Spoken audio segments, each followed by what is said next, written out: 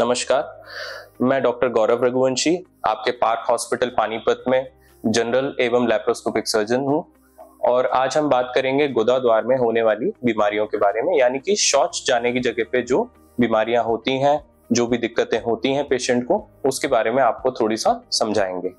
तो जो 3-4 तरह की मुख्यतः कंप्लेंट होती हैं, एक तो पेशेंट को दिक्कत आती है कि उनको गुदा द्वार में दर्द हो रहा है या ब्लड आ रहा है या किसी भी तरह की पस आ रही है या कोई पानी रिस रहा है। तो जो पहली तकलीफ है जिसमें दर्द होता है और खून थोड़ा कम आता है, उसे हम फिशर बोलते हैं। इसमें एक घाव बन जाता है गुदा द्वार में, जो कि टाइट लैट्रिन आने की वजह से या कड़क लैट्रिन आने की वजह से हो जाता है। ये सबसे ज्यादा कॉमन है। और दूसरी तकलीफ जिसे हम बवासीर या पाइल्स बोलते हैं, इस भाषा में सभी लोग इसको बोलते हैं। और इवन कभी पेशेंट को दर्द भी होता है तो वो हमारे पास यही बोलकर आते हैं कि हमें बवासीर हो रहा है। तो इसे समझना जरूरी है कि बवासीर पाइल्स होता है, जिसमें मेनली ब्लीडिंग होने की या खून आने की तकलीफ ज्यादा होती है। और तीसरी तकलीफ है जिसमें मवाद आता है, जिसे हम फिस्चुला बोलते हैं।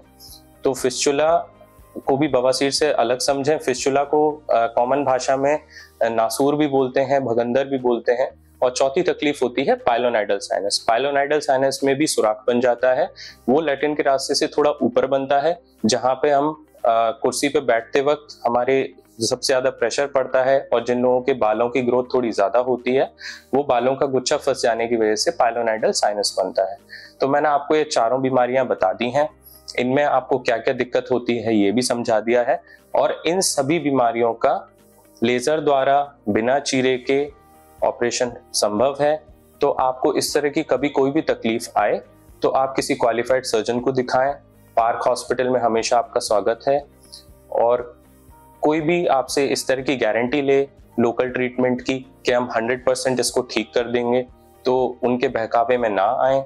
क्योंकि जब स्वस्थ शरीर में बीमारी हो सकती है तो एक बार बीमारी हो जाने के बाद भी दोबारा होने के चांसेस होते हैं, अगर आप अपने स्वास्थ्य का ठीक से ध्यान नहीं रखते हैं तो आप हमेशा स्वस्थ रहें। और आपको कभी भी कोई तकलीफ आए तो हमें संपर्क कर सकते हैं।